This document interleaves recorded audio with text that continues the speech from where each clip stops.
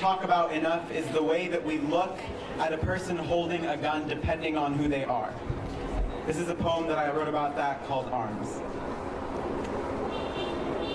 After Philando Castile's murderer was acquitted of all charges, I thought a lot about how he told the officer he was licensed to carry a handgun, about the calm in his voice, how he sounded like he'd rehearsed this a dozen times that morning just in case.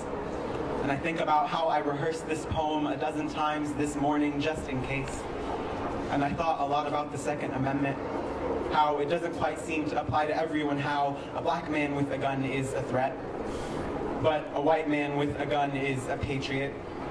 Or how a black child playing with a toy gun in a park is a thug, but a white man with an AK-47 strapped to his belt in a grocery store is a patriot. Or how a black woman firing a warning shot at her abuser is a danger to society, but a white man with a gun showing up to the memorial of a victim of police brutality is a patriot. Or how a black child with some Skittles is one of those assholes that always gets away. But a white man with a gun following a 17-year-old around in his gated community is still a patriot, still has the right to stand his ground. And I think we too often forget that Trayvon Martin wasn't killed by the police, just by a white man with a gun on neighborhood watch who fancied himself God for the evening.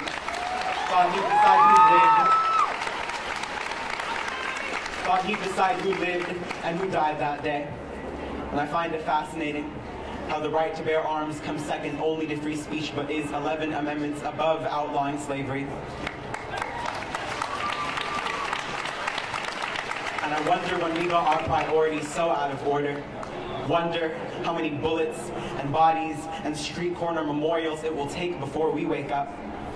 And as I sat at home on the 4th of July and listened to the sound of fireworks go on for hours, I wondered to myself, when did America fall so in love with the sound of gunshots that she wanted to hear them on her birthday?